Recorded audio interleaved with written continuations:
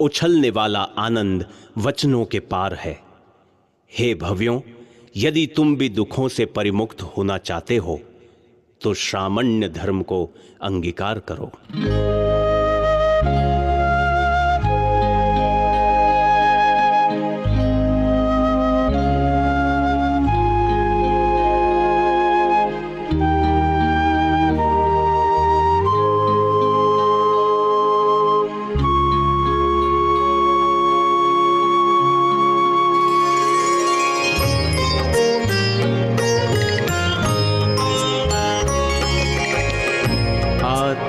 अनुभव नितरमन, आत्म अनुभव नितरमन, करते सदा मुनिराज है, करते सदा मुनिराज है।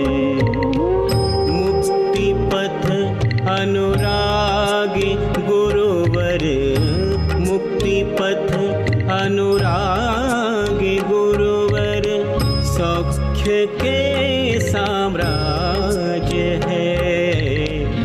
आत्म अनुभव नितरमन, मुक्ति पथ अनुरागी नितरमन, करते सदा मुनिराज है, करते सदा मुनिराज है।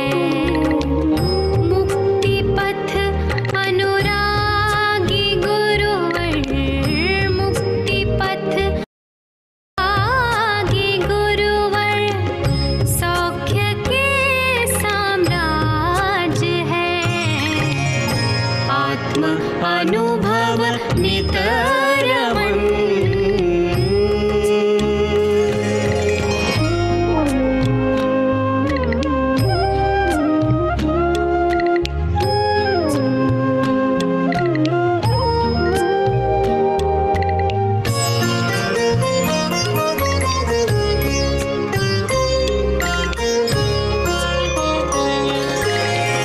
सौम्य मुद्रा शांत छवि नित, कह रही उपदेश है। देख निज के और क्षण भर, सौख्य का सागर बहे। सहज ज्ञायक भाववर्ती, सहज ज्ञायक भाववर्ती, साम्य रस की धार है। आत्म अनुभव नितरमन।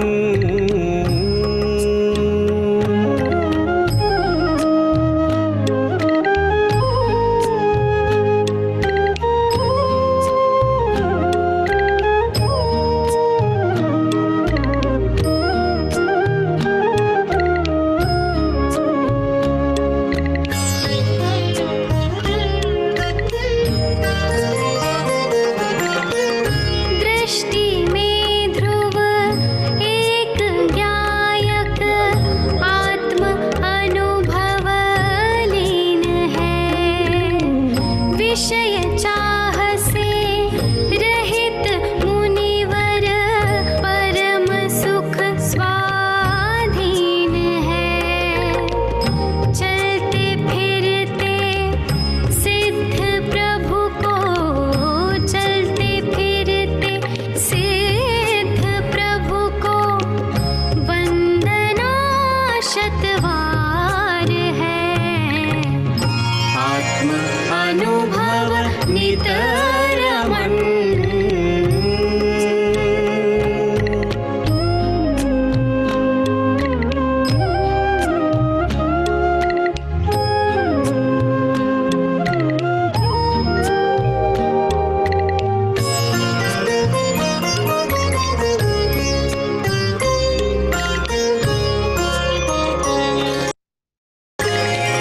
राग का नालेश जिन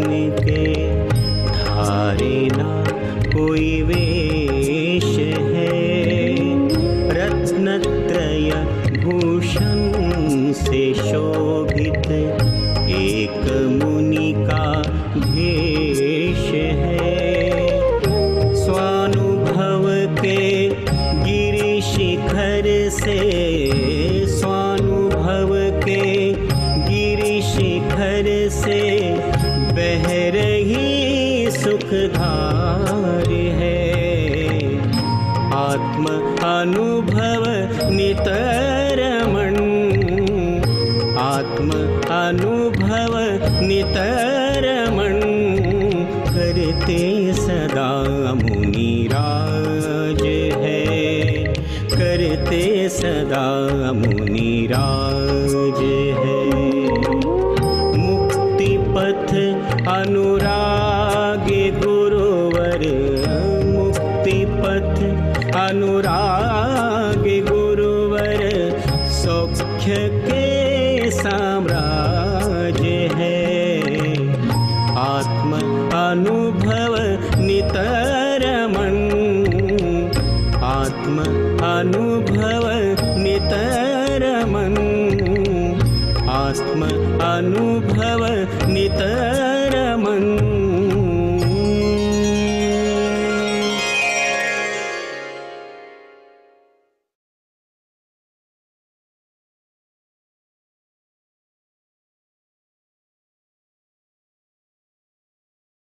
अहो धन्य हे मुनिदशा।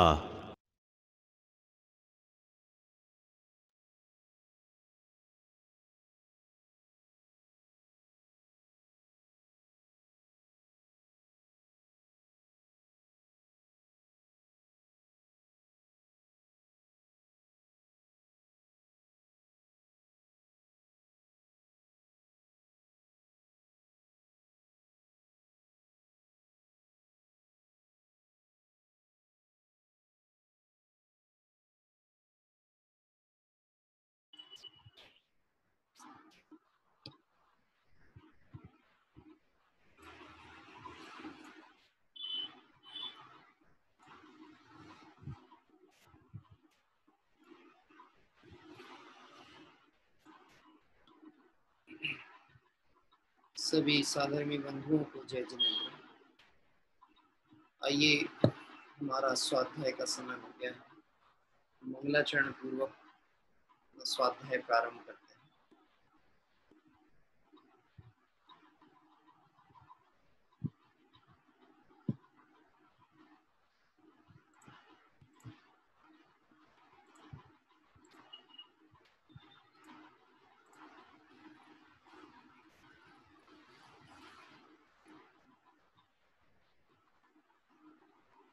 नमो अरिहंताणं, नमो सिद्धाणं, नमो आयर्याणं, नमो वज्रायाणं, नमो लोये सर्वसाहूणम्। अरहंत सिद्ध सूरि उपाध्याय साधु सर, अर्थ के प्रकाशी मांगलिक उपकारी हैं। इनको स्वरूप जान रागते भई जो भक्ति, काय को नमाए स्तुति को चारी है। काय को नमाए स्तुति को चारी। धन्य धन्य तुम ही से काज सब आज भय, करी जोर बारे बारे वंदना हमारी है। मंगल कल्याण सुख ऐसो हम चाहत हैं, हो मेरी ऐसी दशा जैसी तुम धारी है। मंगल कल्याण सुख ऐसो हम चाहत हैं, हो मेरी ऐसी दशा जैसी तुम धारी।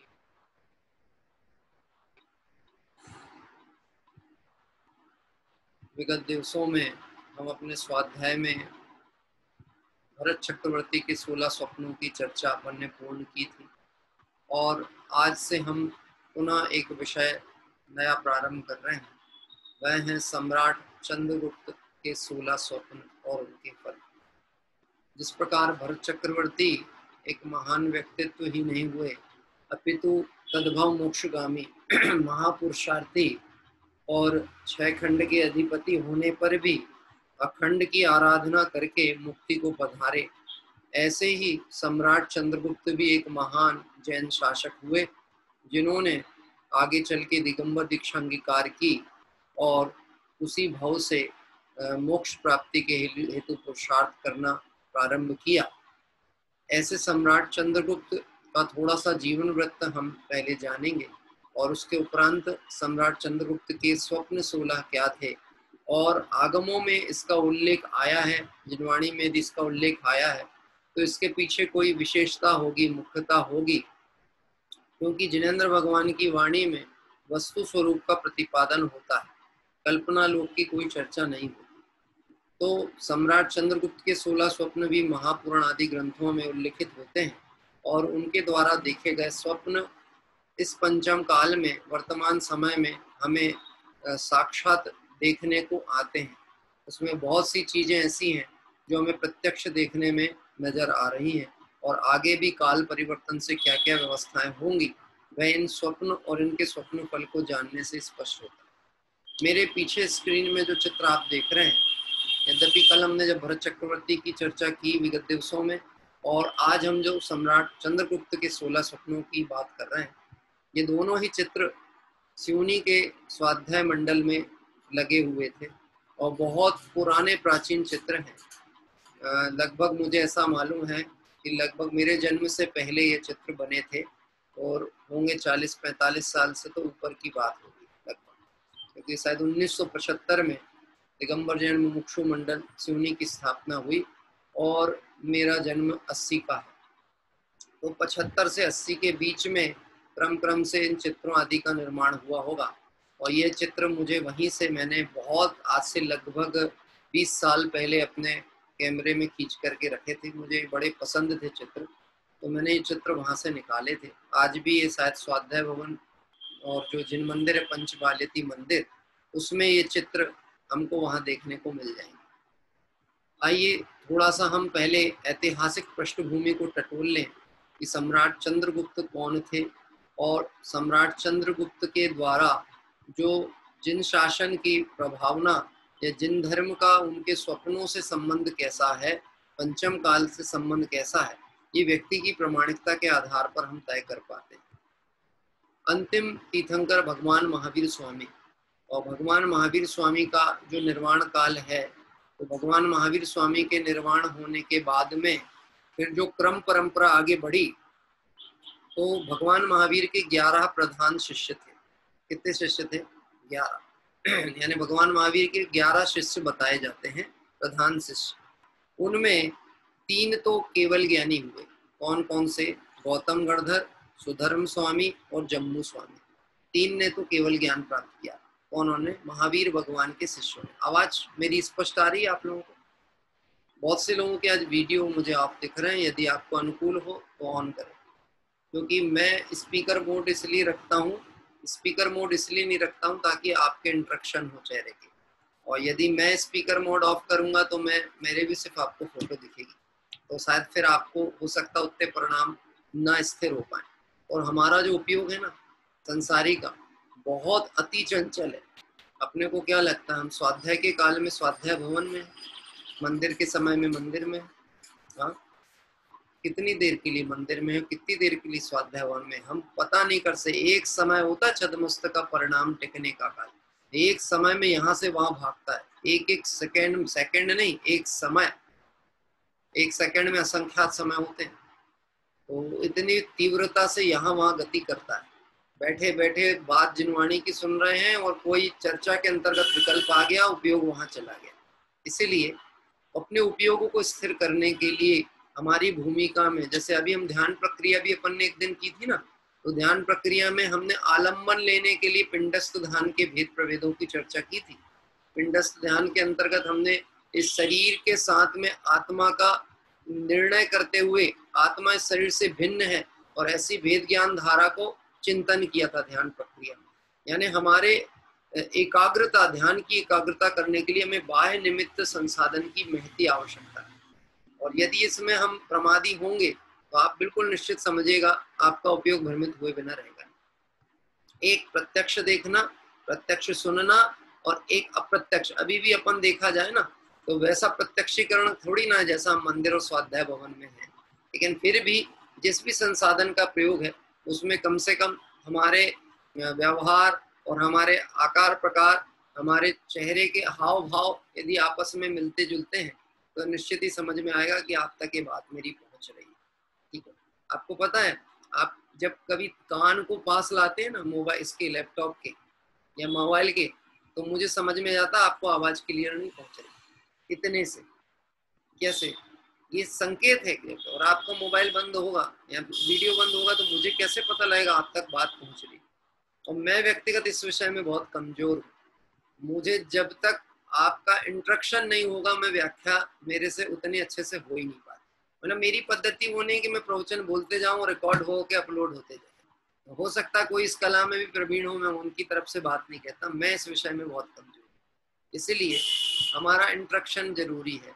आइए बात कर रहे हैं कि भगवान महावीर स्वामी को निर्वाण हुआ और उनके 11 मुख्य शिष्य थे।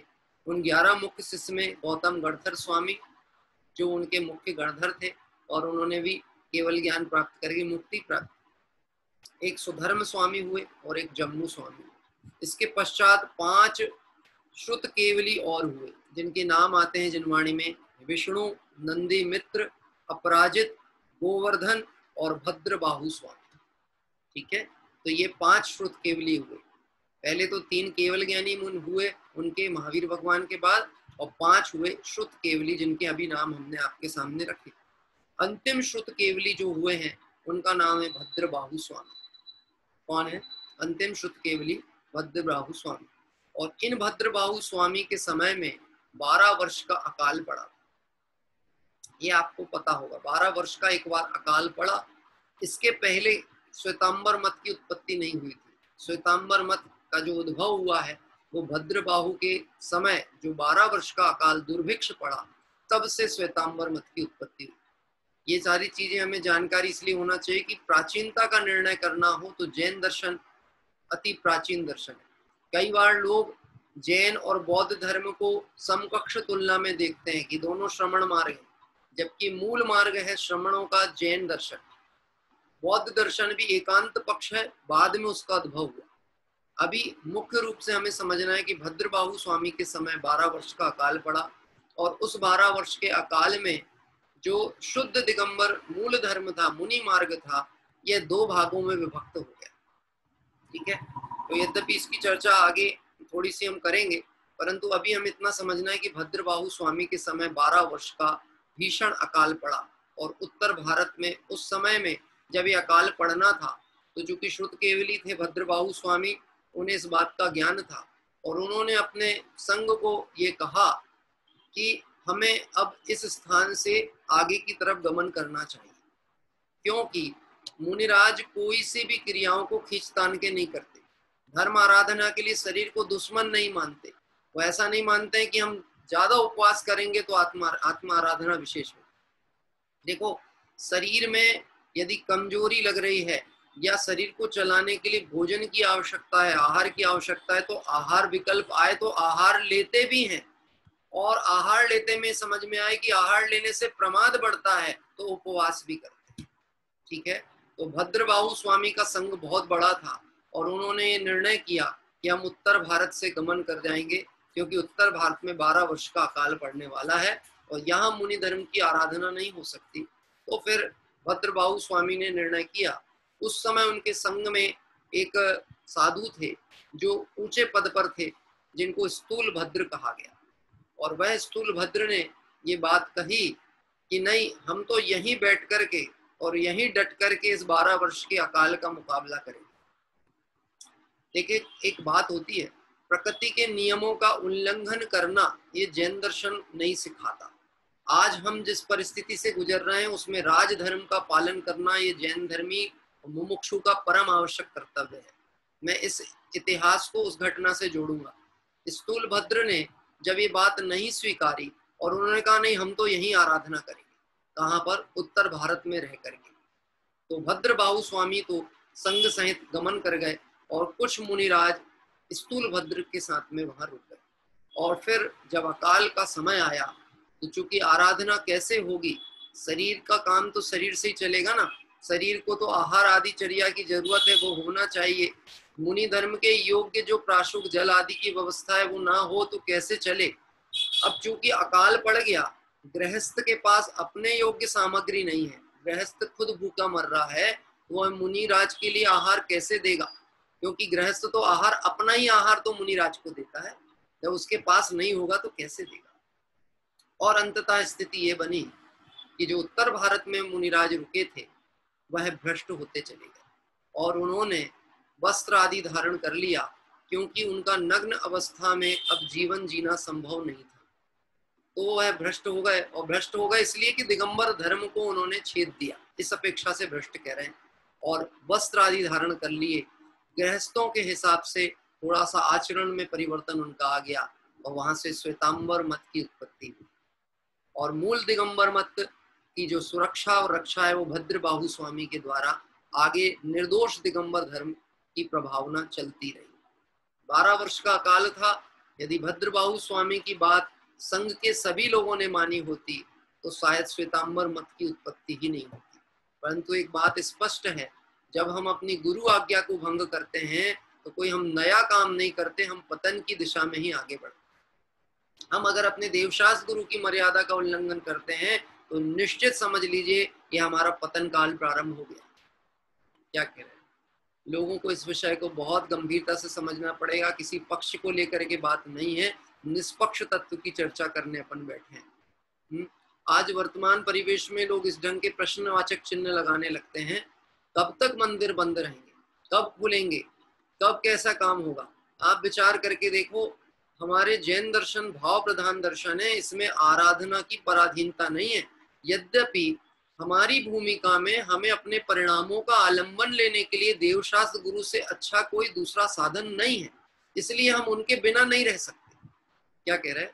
उनके बिना नहीं रह सकते, लेकिन यदि हम उन्हें अपनी श्रद्धा में स्थान दे देंगे तो हम उनके बिना कभी नहीं रहेंगे, सदैव उनके साथ रहेंगे। और यदि श्रद्धा में स्थान नहीं दिया और सिर्फ क्रियाओं में पकड़ के रखा तो ये प्रश्न उठना स्वाभाविक है कि मंदिर कब खुलेंगे। क्या कहते हैं? आपको पता है अभी कई स्थानों पे दिगंबर जैन मंदिर खुलने के बाद पुनः बंद हो गए, पुनः बंद हो चुके हैं। अभी विगत 2-3 दिवसों के अंदर 5 से 6 मंदिर बंद हुए जबलपुर के, अलग अलग स्थानों पे। टीकमगढ़ के पास में भी आया और भी जगह की घटनाक्रम आई। अपने जैन मंदिरों में जैनियों को इस महामारी और विकृति के अंतर्गत उलझना पड़ा, उससे वह जूझ रहे हैं। ऐसे प्रसंग आज भी है। आज मेरे स्वाध्याय प्रेमी ग्रुप परिवार के एक व्यक्ति इस बीमारी से ग्रसित हो चुके हैं। आज जब मैंने उनको 5-6 दिन से मैं नहीं देख रहा था, मुझे सहज विकल्प आया कि भाई सब वो दिख क्यों नहीं रहे। मैं ज्यादा नाम उच्चारण नहीं करूंगा, हमारे विकल्प बहुत होते हैं, पर वो बहुत एक्टिव और अभिन्न रूप से हमारे साथ जुड़े हुए थे प्रतिदिन। आज भी हैं, यूट्यूब पर अभी भी होंगे और हम भावना भाते हैं यहाँ पर कि शीघ्र स्वस्थ होंगे, हमारी तीर्थ यात्रा में जुड़ेंगे, आत्म आराधना में हमारे साथ रहेंगे। मैंने उन्हें एक पंक्ति भर लिख करके भेजी व्हाट्सएप पे, जो जो देखी वीतराग ने सो सो होसी वीरा रे, अनहोनी होसी कब, अनहोनी नहीं होसी कबहू, काहे होत अधीरा। इसलिए अधीर नहीं होता।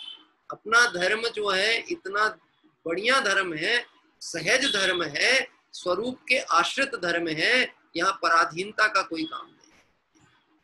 आपको पता है, आपने यदि ध्यान दिया हो तो अपने स्वाध्याय प्रेमी ग्रुप में एक साधर्मी एक भाई अपना ऐसा जुड़ता है जो अभी इसका हॉस्पिटल आईसीयू में कोरोना का ट्रीटमेंट चल रहा है इंदौर में, और वो उस आईसीयू के अंदर से अपने साथ जुड़ते हैं। हाँ, और एक भाई आज फिर इससे ग्रसित हुए। मैं इस विषय में ये प्रसंग चालू करने के पहले मेरे मन में बात आई, हठाग्रह जैनियों का जीवन का लक्षण नहीं होना चाहिए। जैनी मतलब सहज, जैनी मतलब जो क्रमबद्ध को स्वीकार करे, जैनी मतलब जो होने वाली अवस्था को स्वीकार करने का बल रखता है। बात ख्याल में आ रहा है? इसलिए ये धैर्य धारण करें, आकुलित नहीं हो। बिल्कुल मंदिर जाने के लिए अंदर में तड़फन होनी चाहिए, लेकिन मर्यादा उल्लंघन नहीं होना। मैं ये आज भरी सभा में सबके सामने इसलिए बोल रहा हूँ, मुझे बहुत से लोग इस विषय में व्यक्तिगत पिंचिंग करने का कोशिश कर रहे हैं। आप ये जो ऑनलाइन पूजा कर रहे हैं, तीर्थ वंदना कर रहे हैं, क्लास कर रहे हैं, तो बोले इससे क्या कहते हैं, लोगों के संस्कार बिगड़ जाएंगे, लोग मंदिर नहीं जाएंगे, लोग पूजा करना छोड़ देंगे। देखो उनका एक सोच, मैं कहीं गलत नहीं कहता कि उनकी सोच गलत है, लेकिन हम जिन क्रिया को धर्म मान रहे हैं उसमें परिणाम और अभिप्राय की खबर हम कर रहे हैं कि नहीं कर रहे। राज आज्ञा के विरुद्ध जाकर के हम धर्म नहीं कर सकते। महापुण्योदय है कि आज हम राजा भरत के देश भारत में जन्मे, आर्य देश में है, जहां हमें धर्म आराधना के लिए कोई बाधा नहीं है। क्या कह रहे, जितना जैसा जिस रूप से धर्म आराधना करना हो, भारत के संविधान में जो हमारे को स्वतंत्रता मिली है, 6 तरह का जो हमारे संवैधानिक कानून है, उसमें है धार्मिक स्वतंत्रता का अधिकार। ऐसा हर देश में नहीं मिलता। आप किसी भी धर्म की आस्था को स्वतंत्र रूप से कर सकते हो। ये हमारा भारत देश है। इस भारत देश में, आर्य देश में उत्पन्न हुए हैं, तो राज आज्ञा पालन करने में कभी भी पीछे नहीं हटना। हाँ, ये पहचान होनी चाहिए जैनी की। अरे हमारी पहचान क्या है? हमारी शोभा यात्राएं, जुलूस निकलते हैं तो सरकार को, कलेक्टर को पुलिस व्यवस्था नहीं देनी पड़ती। अगर वो देते भी है ना, तो जैनियों की सुरक्षा, ये क्या कहते हैं, दूसरे की सुरक्षा के लिए नहीं, दूसरों से इनको खतरा ना हो इसके लिए दी जाती है। और अन्य मत आदि का निकले तो उनको ये भय रहता है कहीं माहौल ना बिगड़ जाए, तो बहुत पुलिस बल लगाना पड़ता। बड़े खुश रहते हैं पुलिस वाले जैनियों के जुलूस में, क्योंकि कोई काम ही नहीं। अहिंसा प्रेमियों का जुलूस है, जो रास्ते पे गमन करेंगे तो एक चींटी ना मर जाए ऐसा देख के चलेंगे, वो किसी दूसरे का कष्ट का कारण कैसे बनेंगे? हाँ, इनके पंडाल ऐसे रोडों पे नहीं लगते कि लोगों का आवागमन रुक जाए। ये ऐसी जोर की ध्वनियों से साउंड लगा करके कार्यक्रम नहीं करते हैं कि किसी की नींद खराब हो जाए, कि कोई बीमार व्यक्ति है तो उसको कष्ट हो जाए। ये ऐसा धर्म नहीं है। तब तो लोगों का मन होता है कि ये ऐसा कैसा शांति प्रिय, सहज और एकांतवासी धर्म है, चलो जाके इसके पास देखें। और जब लोग निरपेक्षता से इस धर्म को देखने समझने आते हैं तो इस पर आकर्षित हुए बिना रहते नहीं। ठीक है, सम्राट चंद्रगुप्त, जिनके स्वप्नों की चर्चा करने के लिए हम पढ़ रहे हैं।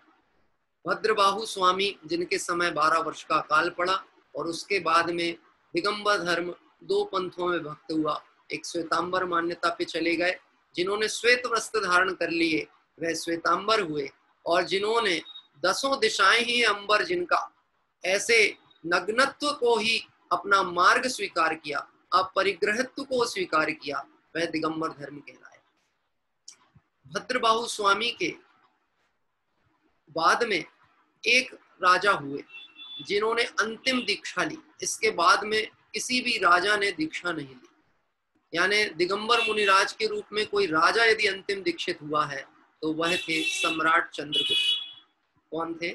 सम्राट चंद्रगुप्त, मतलब भद्रबाहु स्वामी के शिष्य चंद्रगुप्त हुए।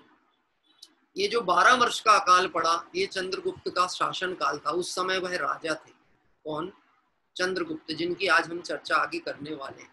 और भद्रबाहु स्वामी जो कि अंतिम श्रुत केवली थे, उनसे इन्होंने दीक्षा ली। मैंने पंडित कैलाश चंद जी शास्त्री का जैन धर्म और जैन साहित्य का इतिहास, उसमें से इस विषय को थोड़ा सा खोजने की कोशिश की है। यद्यपि मैं बहुत संक्षिप्त में इस विषय को आपके समक्ष रखूंगा, क्योंकि हम ऐतिहासिकता के ऊपर जाएंगे तो बहुत लंबी चर्चाएं उसके अंतर्गत है। सिर्फ चंद्रगुप्त जो कौन थे, इनका क्या व्यक्तित्व था, इनके जीवन की महत्वपूर्ण घटनाक्रम क्या है, ये जानना हमारे लिए आवश्यक है। तो जो चंद्रगुप्त थे, इनके समय में 12 वर्ष का अकाल पड़ा। कहीं कहीं ऐतिहासिक तत्व ये बताते हैं कि इन्होंने, ये तो निश्चित है कि इन्होंने नग्न दिगंबर दीक्षा ली, लेकिन सिर्फ 25 साल की उम्र तक ये राज्य अवस्था में रहे। यानी 25 वर्ष की उम्र तक इन्होंने शासन किया, और उसके बाद दिगंबर दीक्षा अंगीकार कर ली भद्रबाहु स्वामी से। और ये भद्रबाहु स्वामी वही हैं जिन्हें आचार्य कुंद देव अपना गुरु मानते हैं। क्या कह रहे हैं? आचार्य कुंद देव के गुरु भद्रबाहु स्वामी।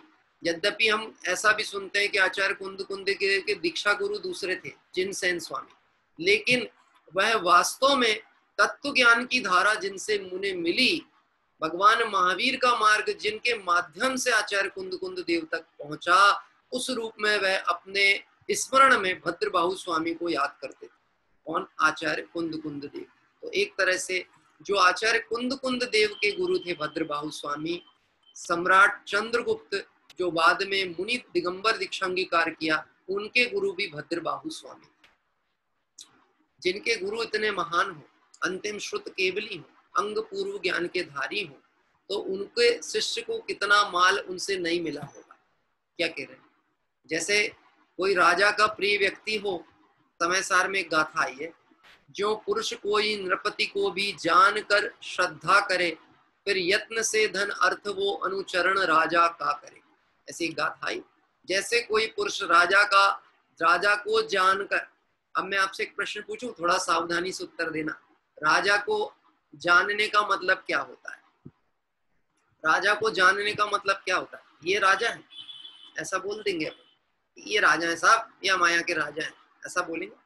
नहीं, मैं आपको सरल तरीके से बताता हूँ, आपको समझ में आएगा।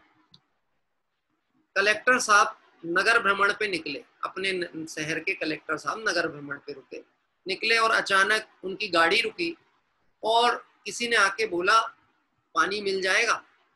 तो अपने को ऐसा लगेगा कौन है, पता नहीं। बोले भैया आगे है ना, वहाँ होटल है, वहाँ पी लो ना, वहाँ आगे जाकर है, या वहाँ पर वो हैंडपंप है, वहाँ से पी लो। तो उसने बोला भैया मुझे नहीं चाहिए, कलेक्टर साहब को चाहिए। क्या कहा? कलेक्टर साहब को चाहिए। तो आपका क्या रिएक्शन होगा? आगे होटल है ना, वहां चले जाओ, हैंडपंप है, वहां चले जाओ। क्या रिएक्शन होगा? मैं आपसे पूछता हूँ, है आपका पहला रिएक्शन कहाँ है, कहाँ है, कहाँ है? बात आ रहा है, कहाँ है? तो कलेक्टर का शब्द सुन के कलेक्टर को जाना कि कलेक्टर के पावर का श्रद्धांत दिमाग में आ गया। अब आप क्या करेंगे?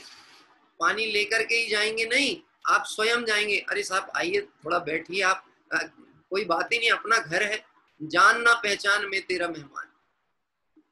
अब बताओ जान है कि नहीं है, वो पहचान है कि नहीं? ये बिल्कुल पहचान है। जैसे ही पावर दिमाग में आता है, अरे ये नगर प्रमुख है, और थोड़ा आगे बढ़ो, मुख्यमंत्री साहब आए तो अच्छा, और मोदी जी आ जाएं तब क्या होगा? है अच्छा, जो मोदी जी का फैन नहीं हो और उसके घर पे आ जाएं, जो हमेशा उनकी बुराई कर रहा हो, उसके घर पे आ जाएं, तो पानी पिलाएगा कि नहीं पिलाएगा? हाँ, अच्छा कैसे पिलाएगा? हाँ, सम्मान से पिलाएगा, आदर से पिलाएगा, रिस्पेक्ट से पिलाएगा, बैठा लेगा कि नहीं बैठा लेगा? ये बिल्कुल अय कथमपि मृत्वा, मरपच करके भी जो बनेगा सो करेगा। करेगा कि नहीं करेगा? इसका मतलब है वह उसे जानता ही नहीं, पहचानता भी है। क्या कह रहे हैं? वो उसके पावर को जानता है, उसके पद की गरिमा को जानता है। इसलिए यहाँ पे कह रहे जानते हैं कि नहीं जानते। जैसे कोई पुरुष जानता है राजा को, तो जानने का मतलब जानना नहीं है। जैसे ही जानना कहा तो जानने में श्रद्धा साथ में जैसे ही आई तो बहुमान आना चाहिए। अरे साहब राजा, अरे मैं एक बात कहता हूँ, भद्रबाहु स्वामी क्या थे ये हम चंद्रगुप्त के जीवन से जान सकते हैं।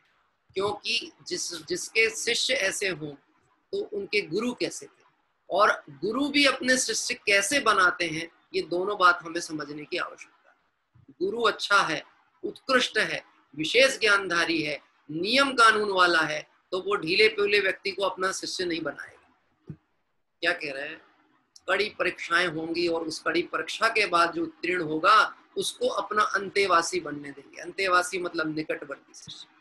और उन निकटवर्ती शिष्य में एक ही राजा हुए, वह थे सम्राट चंद्रगुप्त, जो कि भद्रबाहु स्वामी के शिष्य भी हुए और साथ में दिगंबर मुनि दीक्षा अंगीकार की। इन्होंने सम्राट चंद्रगुप्त ने, इन सम्राट चंद्रगुप्त की आगे की पीढ़ी भी गजब की है। जैसे भरत चक्रवर्ती की पीढ़ी की बात की थी ना अपन ने, तो भरत चक्रवर्ती के घर में तीर्थंकर भी हैं, चरम शरीरी भी हैं। प्रथम तीर्थंकर पिता थे भरत चक्रवर्ती के, और अंतिम तीर्थंकर मारीचिका जी उन्हीं का बेटा था। मतलब पूरा ऐसा नहीं है। अच्छा बैकग्राउंड देखो आप, फैमिली बैकग्राउंड किसको कहते हैं वो भी देखना चाहिए। हम लौकिक जीवन में लोगों का फैमिली बैकग्राउंड देखते हैं। अपने बेटी का विवाह आदि करना हो तो फैमिली बैकग्राउंड देखते हैं, परिवार से रिश्ता जोड़ने के लिए।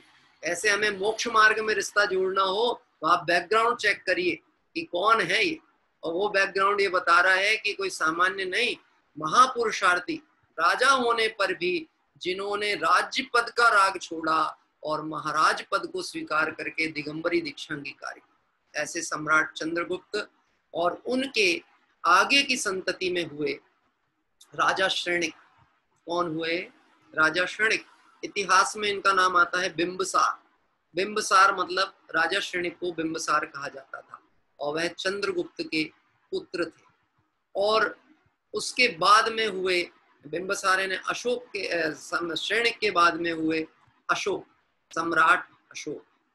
कौन हुए? सम्राट अशोक। ये सब इनकी संतति परंपरा है। अभी भद्रबाहु स्वामी के और जीवन वृत्ति की चर्चा कल करेंगे, लेकिन अभी हम आज चालू करेंगे उनके 16 स्वप्न, क्योंकि हम जिस विषय की मुख्यता से बात कर रहे हैं उस विषय की तरफ हमको बढ़ना।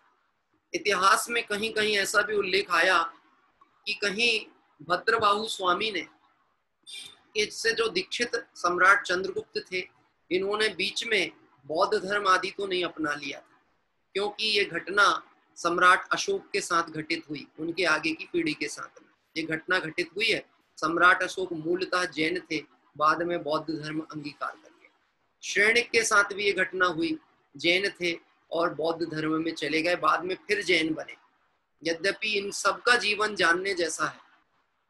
जगत में जब किसी गुणवान की उपेक्षा की जाती है, वो गुणवान जन वैसे तो जगत की उपेक्षा से प्रभावित नहीं होते, लेकिन फिर भी कहें कर्म का उदय कहें, उनकी अवस्था कहें, वर्तमान की उनकी योग्यता कहें, अवस्था कहें, कि उनके ऊपर भी थोड़ा बहुत प्रभाव आता है।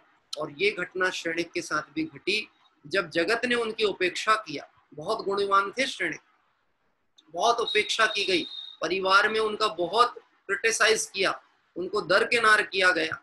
योग्यताओं का जब दरकिनार होता है, समझ लेना वह योग्य व्यक्ति आपसे दूर होते चले जाएगा, और वह आपसे दूर होगा, योग्यता से दूर नहीं होगा। क्या कह रहे हैं? ये ऐतिहासिक तथ्य है। मैं तो सिर्फ संकेत करके छोड़ूंगा, आप विचार करते रहना। मैं आपसे बात कहूंगा, जो बातें मैं कह रहा हूँ आप इसको आगम से मिलाना, आगम से पढ़ना और निर्णय करना, और इसको अनुभव समझ के अपने जीवन में घटाना।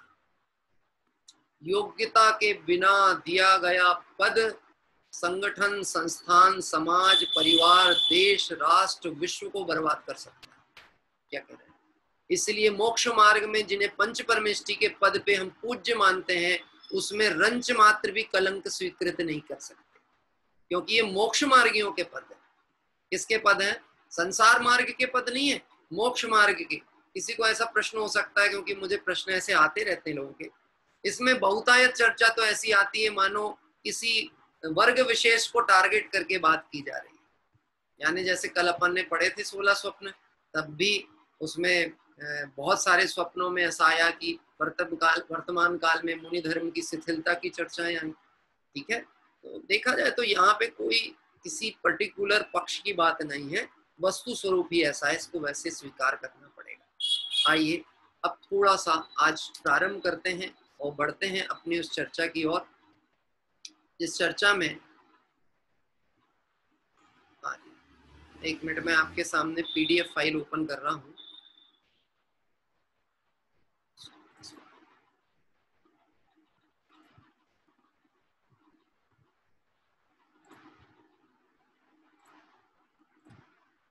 आज हम जिन के बात करना प्रारंभ कर रहे हैं वह है सम्राट चंद्रगुप्त के 16 स्वप्न और उनके फल।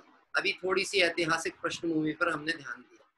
देखिए, सर्वप्रथम स्वप्न जो सम्राट चंद्रगुप्त ने देखा वह था सूर्य मंडल अस्त होते हुए देखा। यानी सूर्य जो है यह अस्ताचल की ओर जा रहा है।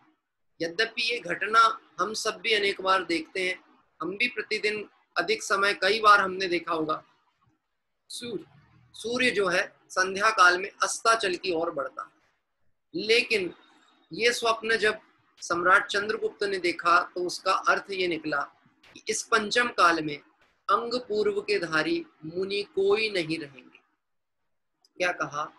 जो द्वादशांग होता है ना, जो मूल दिव्य धनी से केवली के द्वारा बताया हुआ, शुद्ध केवली के द्वारा ग्रहण किया हुआ, जैसे गौतम गणधर स्वामी आदि हैं, या जो अभी हमने अंतिम भगवान महावीर की परंपरा में देखे जो अंग पूर्व के ज्ञान के धारी हैं, वह कोई भी इस पंचम काल में नहीं रहेंगे। और अंग पूर्व के धारी मतलब कोई मुनि की ही चर्चा है। अब आपसे मैं एक प्रश्न पूछता हूँ, आप कोई बता सकते हैं कि अंतिम अंग पूर्व के धारी मुनिराज का नाम? अंतिम, उसके बाद फिर कोई अंग पूर्व धारी नहीं हुए। हम महोत्सव मनाते हैं, उत्सव मनाते हैं, और उस उत्सव के दिन जिनवाणी की पूजा करते हैं। कौन है वो? कौन अंग पूर्व के धारी कौन थे अंतिम? हाँ भेजे, या तो टेक्स्ट में बताएं, हाथ उठा करके उत्तर।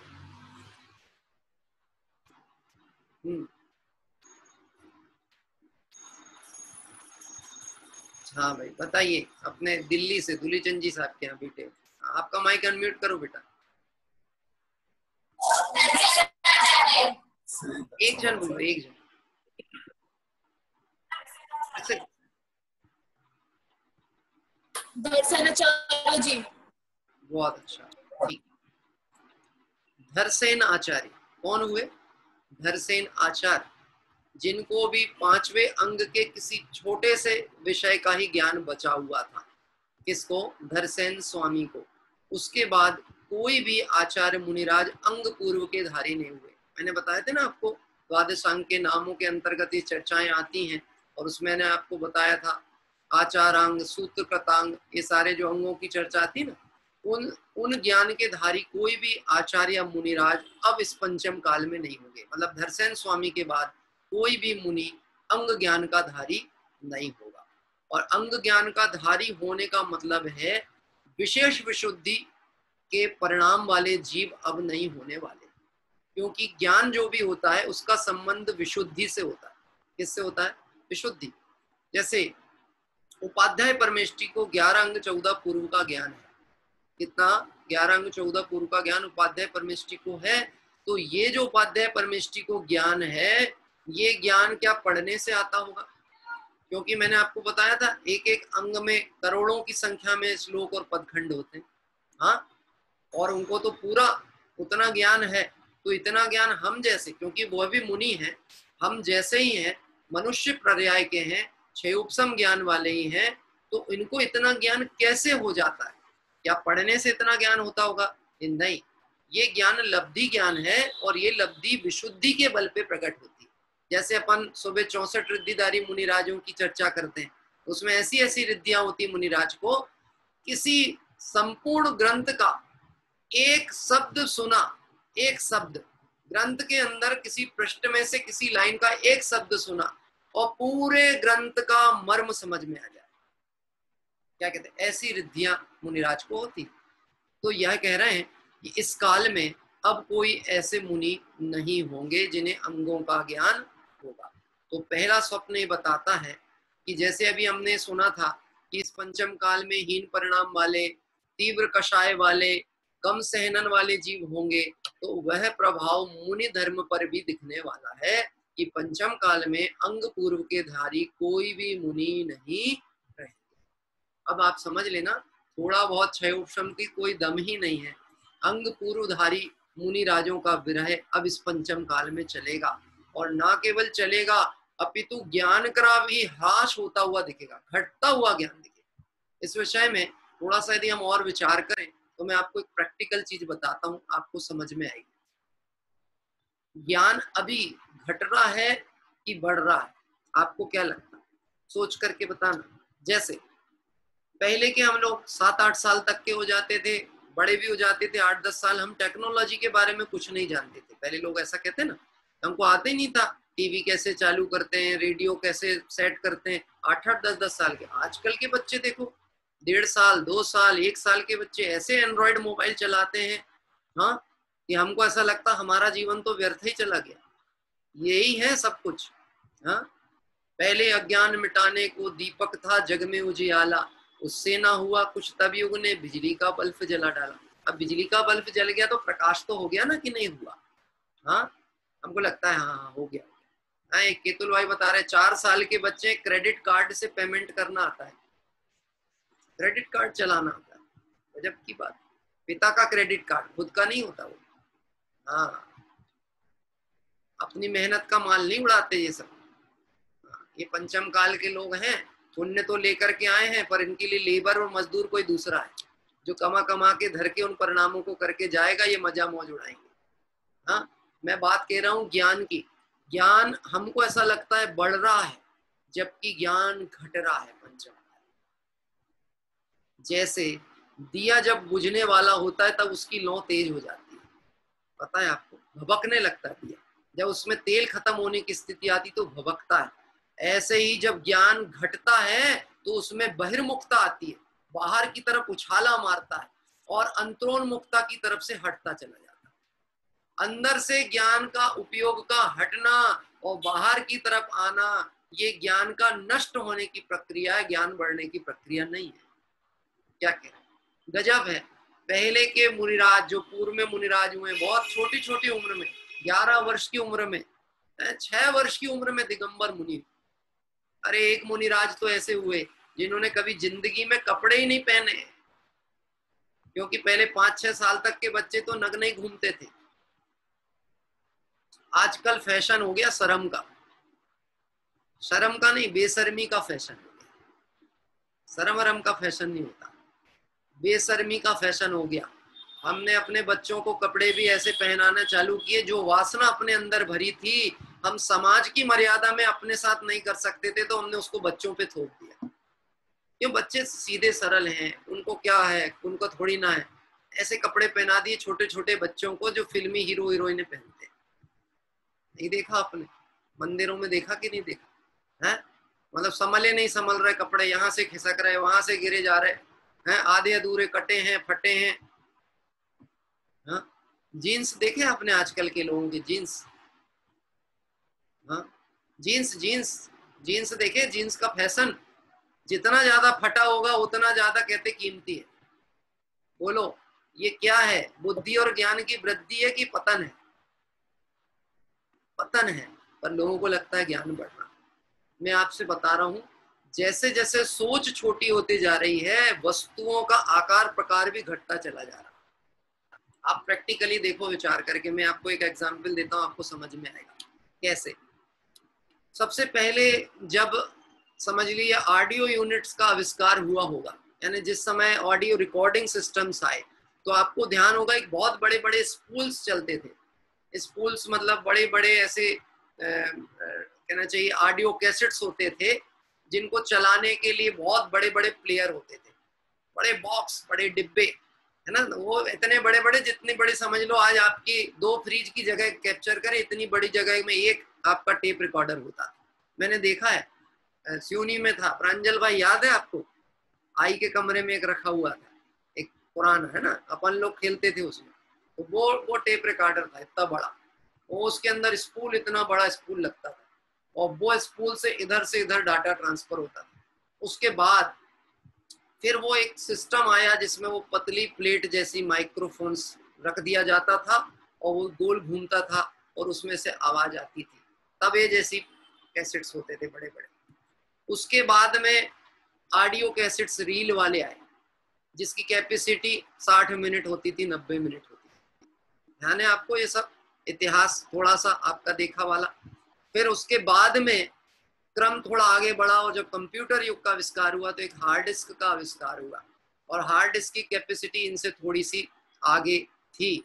इनसे, इस चीजों से आकार बड़ा था। जब सुपर कंप्यूटर आया तो उसका आकार बहुत बड़ा था। जो आधुनिकता से पढ़े हुए हैं ना बच्चे, उनको बहुत जल्दी समझ में आएगी सुपर कंप्यूटर का आकार कितना बड़ा था। उसके बाद माइक्रो कंप्यूटर, मिनी कंप्यूटर, और ना जाने क्या क्या क्या क्या, ये सब पढ़ाई हम लोगों ने की है ना, तो वहां पर ये सारी चीजें देखने सीखने मिलती थी। जब वह चीज आगे बढ़ी तो आप देखना वस्तु का आकार छोटा होता गया, और हमें लगता है कि कैपेसिटी बढ़ती जा रही है। जैसे हार्ड डिस्क के आकार छोटे होते गए, और फिर जैसे ऑडियो कैसेट था तो ऑडियो कैसेट के बाद सीडी आ गई। मालूम सीडी? सीडी किसको कहते हैं? Compact disc. कॉम्पैक्ट मतलब दबा दिया जाए, चपेट के रख दिया, कॉम्पैक्ट डिस्क। फिर उतने से भी नहीं हुआ तो डीवीडी आई, डिजिटल वीडियो कॉम्पैक्ट डिस्क, मतलब और दबाओ और दबाओ, अपनी आत्मा नहीं मान रही है, और दबाओ पुद्गल को जितना दबा सकते, और दबा के भरो ठूसो उसके अंदर।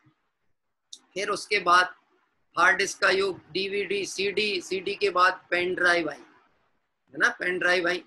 अब वो पेन ड्राइव में भी पहले तो थोड़ी बड़ी बड़ी आती थी, कैपेसिटी 4 GB और पेन ड्राइव का साइज इतना बड़ा। अब कैपेसिटी 32 GB, 64 GB, और साइज छोटा होता रहा। फिर भी लोगों का मन नहीं माना, तो बोले और छोटा करो और छोटा करो। तो फिर माइक्रो कार्ड आए। जो आपके मेमोरी कार्ड मोबाइलों में फंसे रहते हैं वो आ गए। अब वो माइक्रो कार्ड के भी आकार, माइक्रो से काम नहीं चला तो और मिनी माइक्रो।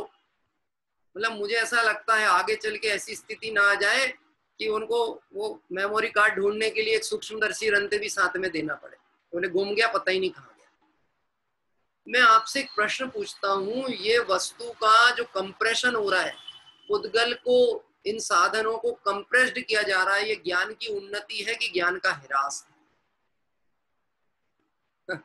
हमें लगता है ज्ञान उन्नति हो रहा है, ज्ञान पतन की तरफ चला जा रहा है, घटता चला जा रहा है। तो घट रहा है, सोच घट रही है तो वस्तुएं भी घटाते चले जा रहे, घटाते चले जा रहे, घटाते चले जा रहे। और गजब की बात है, पहले लोगों के पास अपना दिमाग प्रयोग करने के लिए बाह्य साधन नहीं थे तो पूरी बुद्धि लगाते थे।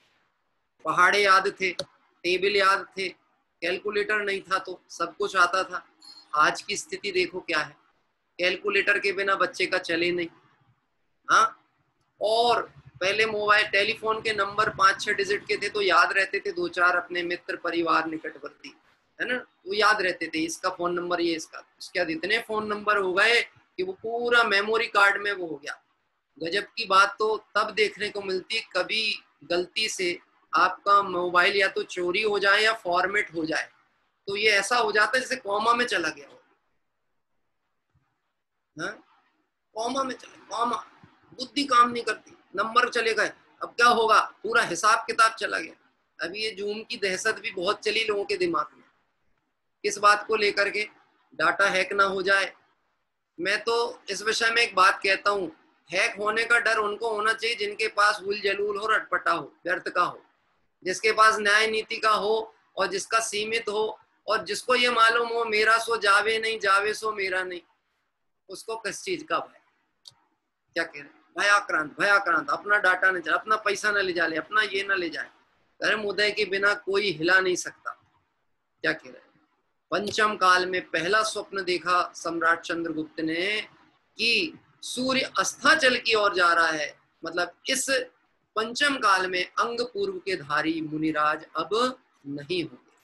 आइए दूसरे स्वप्न की तरफ आगे बढ़ते हैं।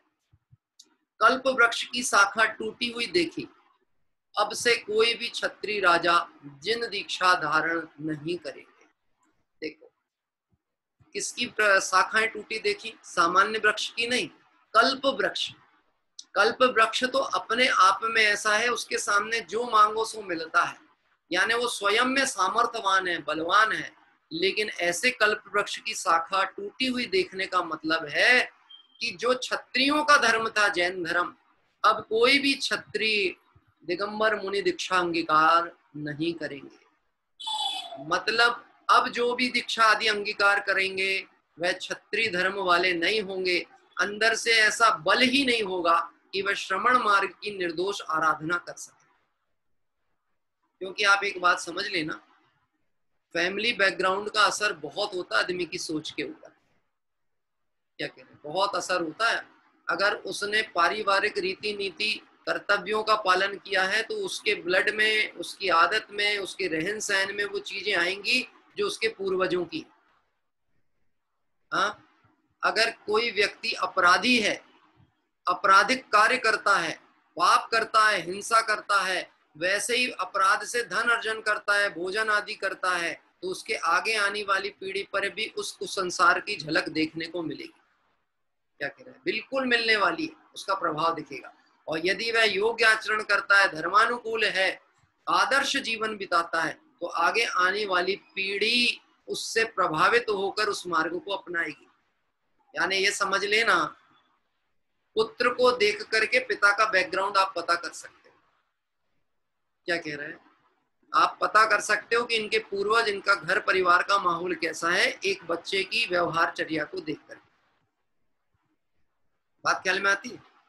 हाँ, आज अपन कहते हैं ना बच्चे बहुत बिगड़ गए, बच्चे नहीं मानते, बच्चे नहीं सुनते, बच्चे तो बिल्कुल हठधर्मी हो गए हैं, जरा बोलो तो बुरा मान जाते हैं। उनको मत देखो, अपने को टटोलो। हैं, झूठ बोलना उनने किसने सिखाया बच्चों को? सच बोलना तो हम सोचते हैं बोलना हमने सिखाया, हमने से बोलना नहीं सिखाया, हमने उन्हें झूठ बोलना भी हम ही ने सिखाया। कैसे सिखाया? मोबाइल के जमाने में सच कौन बोलता है? कितने लोग बोलते हैं? मोबाइल वाले। हाँ, घर के नीचे खड़े हो, अपने घर के नीचे फोन लगाओ, अरे कहाँ हो, और अपने को लगता फंसना नहीं, बात नहीं करना, तो बोलो क्या उत्तर देंगे अपन? अरे अभी तो मैं बहुत दूर हूँ, अभी तो, और फटाक से निकल जाएंगे वहां से निकल। ये चीजें क्या हमारे बच्चे देखते नहीं है? ये बच्चों पे असर नहीं पड़ता होगा उनके ऊपर? क्योंकि ये मार्ग ही ऐसा है जहाँ पे वाणी से उपदेश नहीं, जीवन से उपदेश दिया जाता है। वो देखते हैं, उनको असर लगता है, ये धर्म है। 3 घंटे पूजा करने वाले झूठ बोल सकते हैं, क्योंकि वो अभी उनके सत्यानुव्रत में पूर्णता थोड़ी ना महाव्रती हैं। लोग ऐसे स्वच्छंदता ग्रहण करते हैं।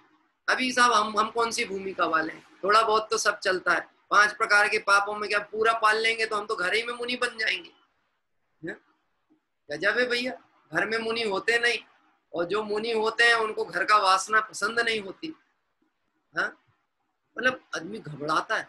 मैं आपसे एक प्रश्न पूछता हूँ, ईमानदारी से बताना, हाथ उठाना अगर आपका दम हो, और दम हो मतलब मैं कोई आपको चैलेंज नहीं कर रहा, लेकिन मैं आपसे हृदय से पूछता हूँ, आप बताना कि आप अपने पीढ़ी से, आगे वाली पीढ़ी यानी अपने बच्चों से, उनके धार्मिक संस्कारों से, उनकी जीवन शैली से संतुष्ट और सुखी हैं कि नहीं?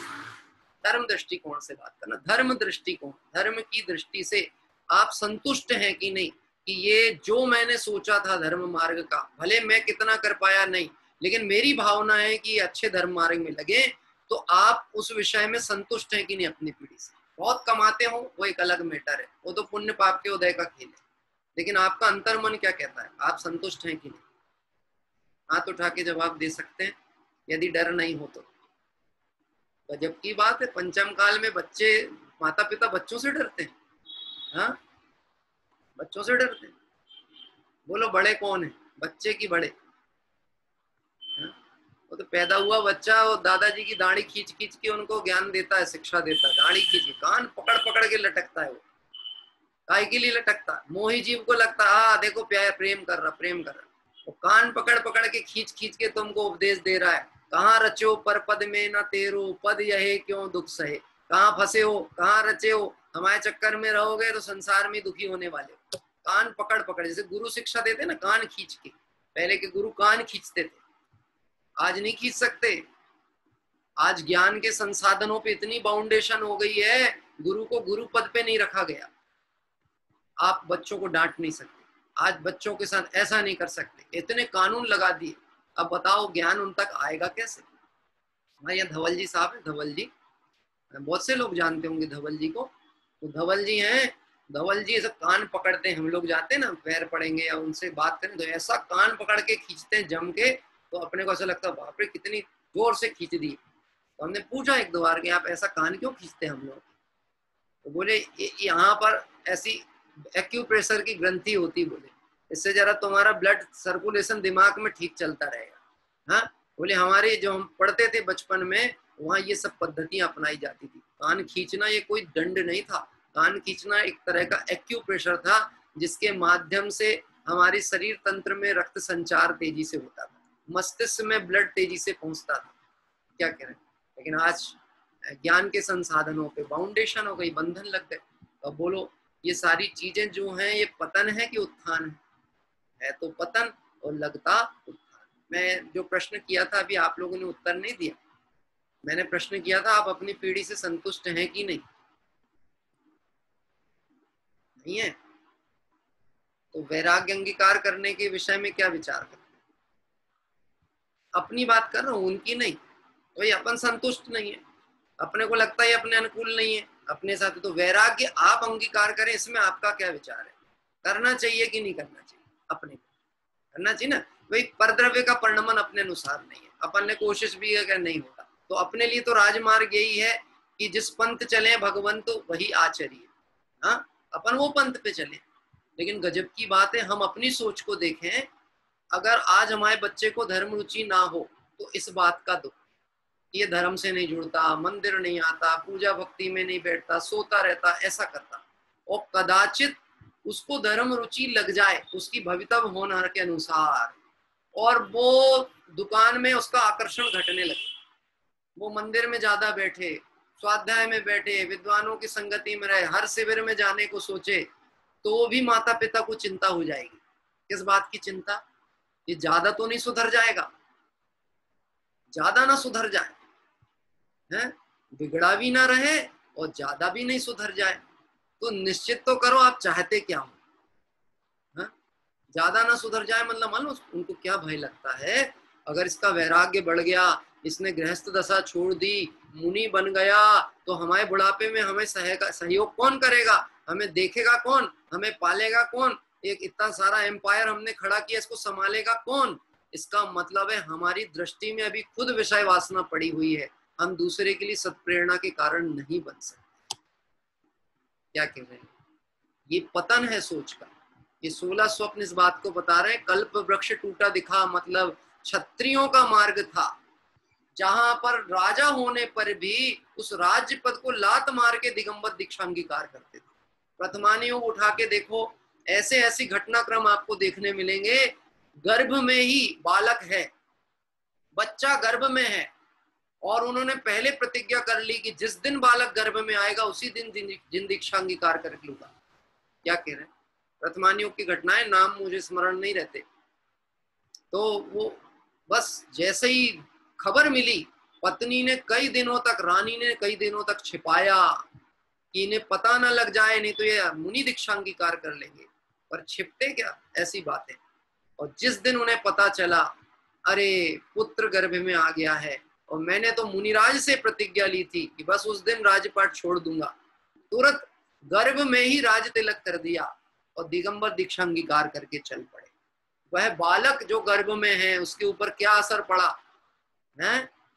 क्या असर पड़ा? धन्य है ऐसे पिता जो मेरा मुंह देखने से अच्छा सिद्ध भगवंतों का दृष्टिकोण करके मोक्ष मार्ग में चले गए। हे पिता, मैंने आपका मुख नहीं देखा, अब मैं आपका मुख देखने सिद्धालय में आऊंगा। क्या कह रहे हैं? बात ख्याल में आती? वो भी जिनेश्वरी दीक्षा लिया और आगे चल गया। लेकिन कहते हैं कि इस काल में ऐसे क्षत्रियों जैसे बल वाला लोग नहीं होंगे, और बल वाले लोग नहीं होंगे उसे मुख्य रूप से कहा गया कि ऐसे मुनि धर्म की आराधना करने वाले कोई भी क्षत्रिय राजा जिन दीक्षा अंगीकार नहीं करे। आइए अगला स्वप्न थोड़ा सा पढ़ लेते हैं, फिर उसके बाद आज विराम लेंगे। सीमा उल्लंघन किए हुए समुद्र को देखा। बंबई वाले जानते होंगे जो समुद्र के किनारे रहते हैं, है ना। सीमा उल्लंघन यदि समुद्र कर ले तो कैसा है? यद्यपि आप चौपाटी पे घूमने जाते हो और ऊंची ऊंची लहरें आती हैं, उसकी बौछार आती पानी की, तो अच्छा लगता है। लेकिन जिस दिन सुनामी आए तो सबसे ज्यादा भय किसको होना चाहिए? किसको होगा भय? जो तट के निकट में है उसको सबसे बड़ा खतरा है कि सुनामी आएगी। तो जिस जल के प्रवाह को देख के आनंद होता था, वही जल अब प्रलय का कारण बन के आ रहा है। तो स्वप्न ये देखा कि सीमा उल्लंघन किया हुआ समुद्र देखा, और उसका फल था राजा लोग अन्यायी होंगे, उनको परधन हरण करने की इच्छा होगी। क्या कह रहे हैं? राजा अन्यायी हो जाएंगे और उन्हें परधन हरण करने का भाव आने लगेगा। अब मैं आपसे पूछता हूं, वर्तमान में कोई राजा है क्या? राजतंत्र है भारत में कि लोकतंत्र है? भारत में तो लोकतंत्र है ना, प्रजातंत्र है ना भारत में, और अनेक देशों में भी प्रजातंत्र है। विश्व में अनेक देश है, वहां भी प्रजातंत्र है। फिर ये स्वप्न लागू कहां पर होगा? कौन सा वाला? ये जो अभी तीसरा स्वप्न पढ़ा ना हमने, तीसरे स्वप्न में क्या बात आई कि राजा लोग अन्यायी होंगे और उनको परधन हरण करने की इच्छा होगी। हाँ, अच्छा, अपन लोग कौन है? अपन राजा हैं कि नहीं? स्वयं है कि नहीं? अरे एक बार तो राजा बने थे ना जिंदगी में, दूल्हे राजा, ध्यान है?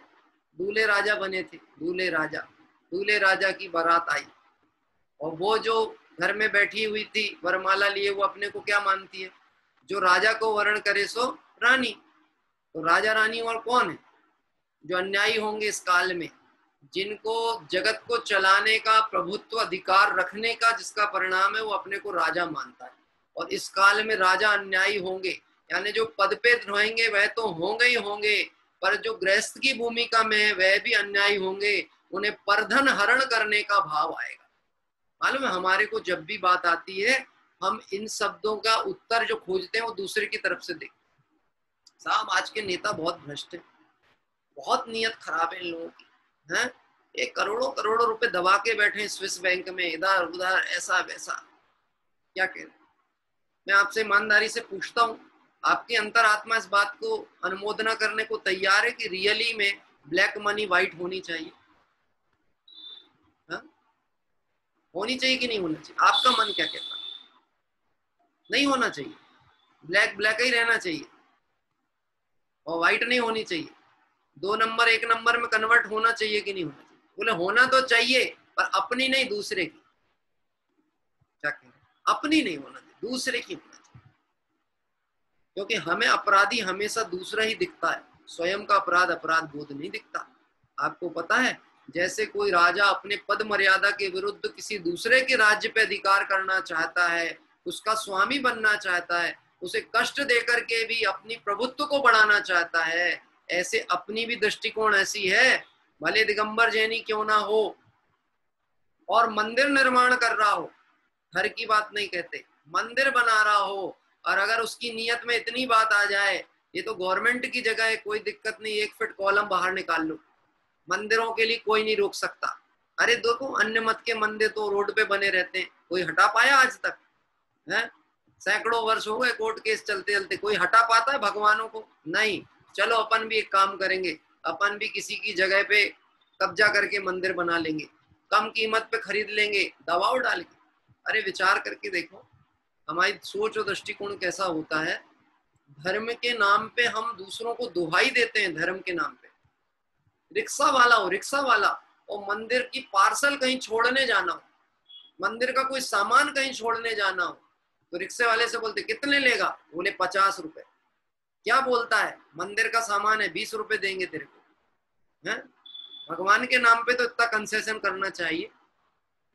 मैं आपसे प्रश्न पूछता हूँ, वो सोचता होगा ना मुझे ऐसे भगवान के पास जाना, ना ऐसे मंदिरों में जाना जहां मेरे श्रम का सही उचित पारिश्रमिक नहीं मिलता। बात ख्याल में आ रही? हमें बहुत इस विषय में सोचना पड़ेगा। जापान की एक घटना आखिरी कहता हूँ, यद्यपि मैं किसी की गुण की प्रशंसा के कारण कोई देश या उसकी बात नहीं कह रहा, पर गुण ग्राहकता हमें होनी चाहिए। एक बार जापान में ट्रेन में, मेट्रो ट्रेन में, जो जापान की सुपर ट्रेन है ना, उसमें किसी इंडियन व्यक्ति का पर्स या बैग छूट गया था, बैग छूट गया। हाँ, और वो उतर गया अपने स्टेशन पे। बाद में उसे ध्यान आया कि मेरा बैग तो छूट गया। अब गजब की बात है, अपन अपने भारत में यदि ऐसा हो जाए तो अपने आशा तो तुरंत ही खत्म हो जाती। क्यों? अब भूल जाओ साहब, अब नहीं मिलने वाला, तो गया। गजब की बात है, वो व्यक्ति, जिस आदमी को ये बैग मिला, उस आदमी ने इतनी खोजबीन की, जितना उस बैग में पैसा नहीं था उससे ज्यादा पैसा उसने उस व्यक्ति को खोजने में लगा दिया कि ये सामान किसका है। और जब लाके उसको दिया तो उसने बोला कि आपने इतना बड़ा काम किया है, मैं आपको कुछ पारिश्रमिक या गिफ्ट देना चाहता हूँ। तो बोले कितना दोगे, क्या दोगे? तो उसने अपनी इच्छा बता दी होगी, 2000-5000 रुपए। उसने बताया मैं ऑलरेडी $2000 तो खर्च कर चुका हूँ तुम्हें खोजने के लिए। अरे इतना? तो फिर काय को इतना किए?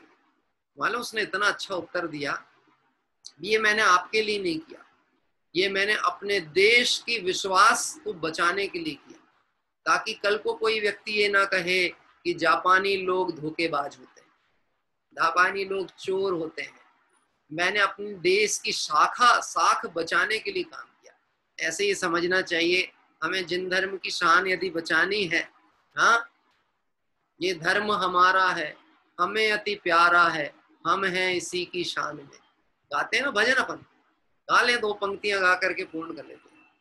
ये धर्म हमारा है, हमें अति प्यारा है, हो हम हैं इसी की शान से।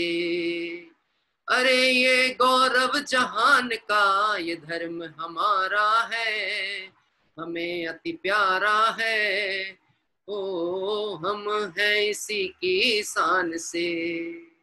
हाँ, हम हैं इसकी शान से, और इसकी शान के लिए अगर हमें प्राण भी देने पड़े तो कोई बहुत बड़ा सौदा नहीं है, बहुत नुकसान का काम कुछ नहीं। ऐसा ये समझ लेना, इस धर्म के लिए सर्वस्व बलिदान करने को तैयार हो तो समर्पण भाव उसका आएगा और उसे सच्चा मार्ग समझने की योग्यता जगेगी। इस तरह से अभी हमने सम्राट चंद्रगुप्त के कुछ स्वप्नों की चर्चा प्रारंभिक तौर पे की और 3 स्वप्नों की बात की। कल इस विषय को आगे बढ़ाएंगे।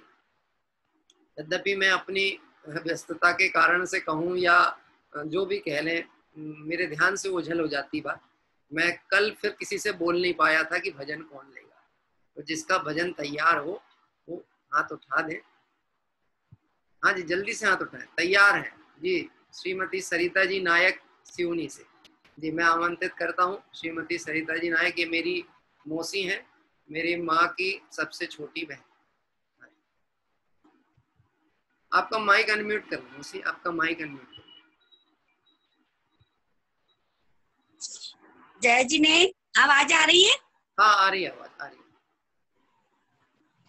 ए प्रभु चरणों में तेरे आ गए, ए प्रभु चरणों में तेरे आ गए, भावना अपनी का फल हम पा गए, भावना अपनी का फल हम पा गए, हे प्रभु चरणों में तेरे आ गए, वीतरागी हो तुम्ही सर्वज्ञ हो, सप्त तत्वों के तुम्ही मर्मज्ञ हो, मुक्ति का मार्ग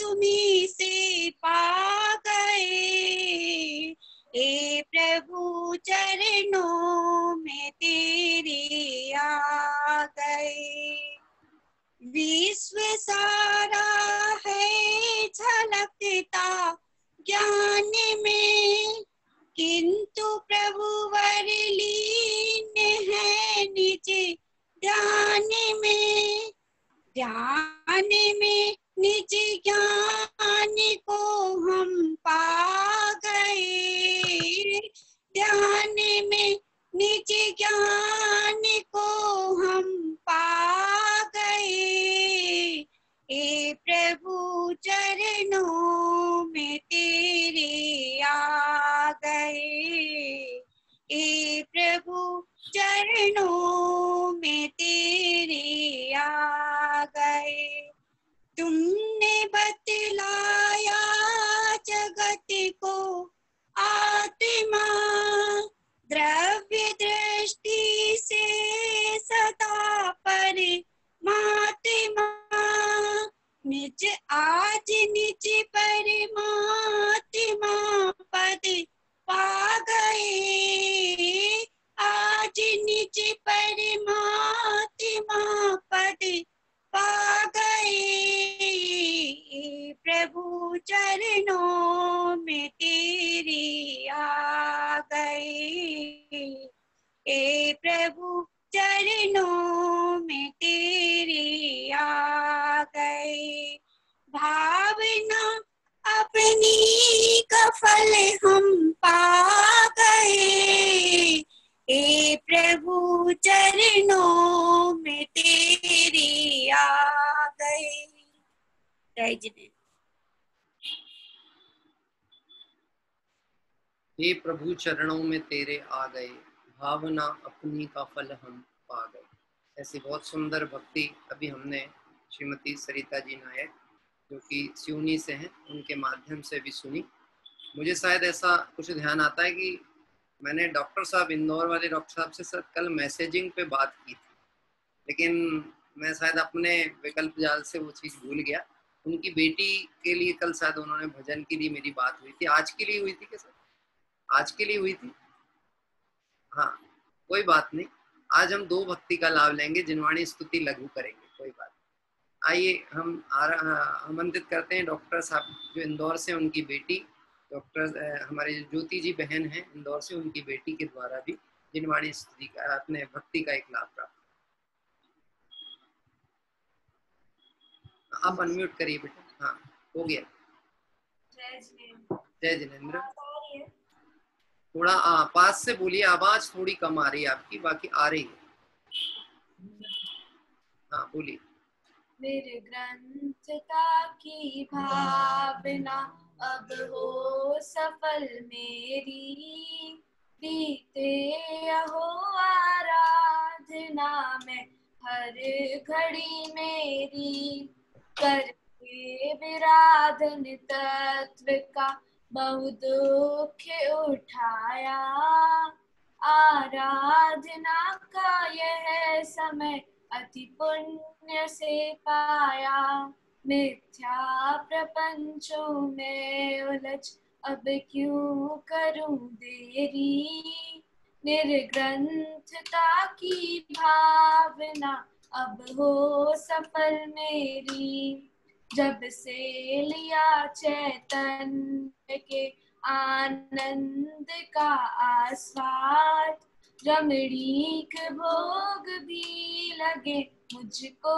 सभी निस्वाद, ध्रुव धाम की ही ओर दौड़े परिणति मेरी, निर्ग्रंथता की भावना अब हो सफल मेरी, पर मैं नहीं कर्तव्य मुझको भासता कुछ भी, अधिकार भी दिखे नहीं जग में अरे कुछ भी, निज अंतरंग में ही दिखे प्रभुता मुझे मेरी, निर्ग्रंथता की भावना अब हो सफल मेरी, क्षण क्षण कषायों के प्रसंग ही बने जहाँ, मोही जनों के संग में सुख शांति हो कहाँ, जग संगति से तो बड़े दुखमय भ्रमण फेरी, निर्ग्रंथता की भावना अब हो सफल मेरी, अब तो रहूं निर्जन वनों में गुरुजनों के संग, शुद्धात्मा के ज्ञान में हो परिणति असंग, निज भाव में ही लीन हो मेटू जगत फेरी, निर्ग्रंथता की भावना अब हो सफल मेरी, कोई अपेक्षा हो नहीं निर्द्वंद हो जीवन, संतुष्ट निज में ही रहूं नित्य आप सम भगवन, हो आप सम निर्मुक्त मंगल मैं दशा मेरी, निर्ग्रंथता की भावना अब हो सफल मेरी, अब तो सहा जाता नहीं बोझा परिग्रह का, विकल्प विग्रह का मूल लगता है विकल्प विग्रह का, स्वाधीन स्वाभाविक सहज हो परिणति मेरी, निर्ग्रंथता की भावना अब हो सफल मेरी, बीते अहो आराधना में हर घड़ी मेरी। जय जिनेंद्र। बहुत सुंदर रचना आदरणीय बड़े पंडित साहब की। निर्ग्रंथ भावना, निर्ग्रंथता की भावना अब हो सफल मेरी। अब नहीं होगी सफल तो कब होगी, क्योंकि अब तो सर्व तरह से काल पक गया। गुरुदेव श्री की बात आती, बहन श्री वचनामृत में आती, अब तो सब तरह से काल पक गया।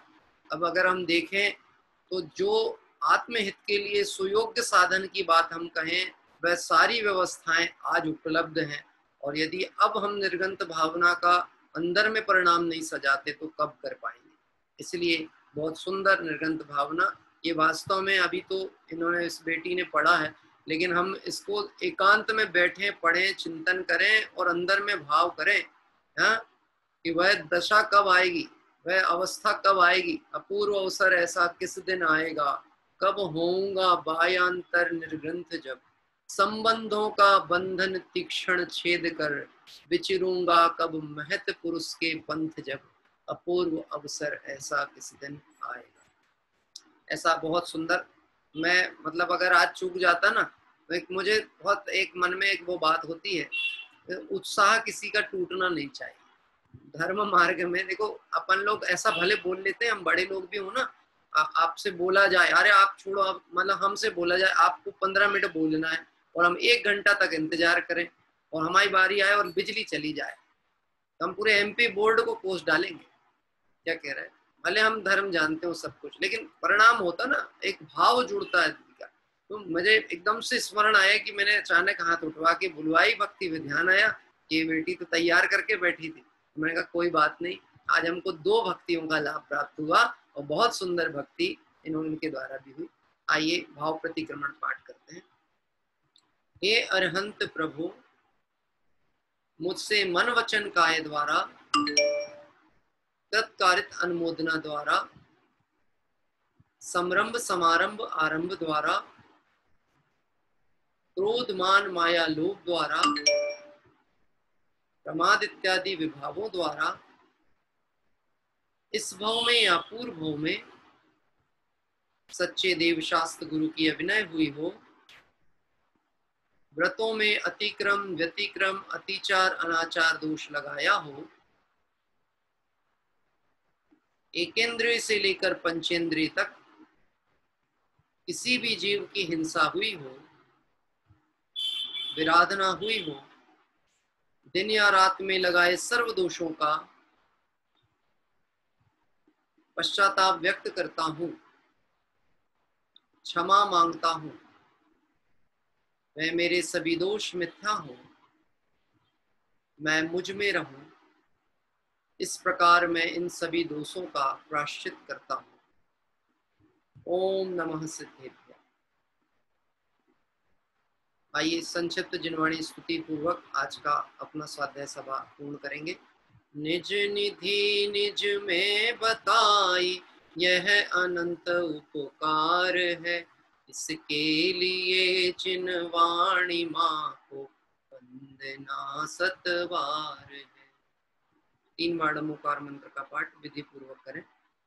नमो अरिहंताणम, नमो सिद्धाणम, नमो आयरियाणम, नमो उवच्छायाणम, नमो सब साहूणम, नमो अरिहंताणम, नमो सिद्धाणम, नमो आयरियाणम, नमो उवच्छायाणम, लोए सब साहूणम, नमो अरिहंताणम, नमो सिद्धाणम, नमो आयरियाणम, नमो उवच्छायाणम, नमो लोए सब साहूणम। जय बोली देव शास्त्र गुरु भगवंतों की जय हो। जय बोली द्वादशांग जिनवाणी माता की जय हो। जय बोली वीतरागी जन शासन की जय। इस तरह से आज का हम स्वाध्याय को भी यहाँ विराम लेते हैं। कल प्रातः तीर्थ यात्रा क्रम हमारा जो चल रहा है, आज हमने अक्षय क्षेत्र रामटेक की वंदना की और अब हम महाराष्ट्र से आगे बढ़ रहे हैं मध्य प्रदेश की तरफ वापस। और कल हम सभी प्रातः काल में एक अक्षय क्षेत्र की वंदना करेंगे, इसका नाम है, मध्य प्रदेश के गुना जिले में आता है बजरंगगढ़। और इस बजरंगगढ़ क्षेत्र की वंदना हम सभी करने के लिए प्रातः काल पहुंचेंगे। साथ ही साथ गुना में एक बहुत ही सुंदर भव्य महावीर जिनालय है, जिसकी बीच में मेरे पास एक वीडियो क्लिपिंग आई थी और आज उसकी सारी व्यवस्था बहुत जल्दी में तैयारी हुई। और जल्दी में मतलब हमारे काम ऐसे ही हो रहे हैं, बिल्कुल जो सोचा है वो होता नहीं और जो होता है उसमें भी आनंद की कोई कमी नहीं है। तो आज सहजता में अभी मतलब मुझे मालूम है कि जो प्रेरक निमित्त थे उनको भी नहीं शायद पता होगा, है ना। वंदना जी बैठी हो, संध्या बहन है, ये संध्या जी दिल्ली से, ये कल के आमंत्रण करता है और इन्हें भी नहीं पता था कि कल की पूजन हमारे परिवार की तरफ से है, क्योंकि इनके भाई जो हैं गुना में, आज सुबह जब दोपहर में मेरी उनसे चर्चा हुई तो उन्होंने पूरी व्यवस्था तैयारी की। वो बोले परसों करेंगे, मैंने कहा नहीं कल ही करेंगे।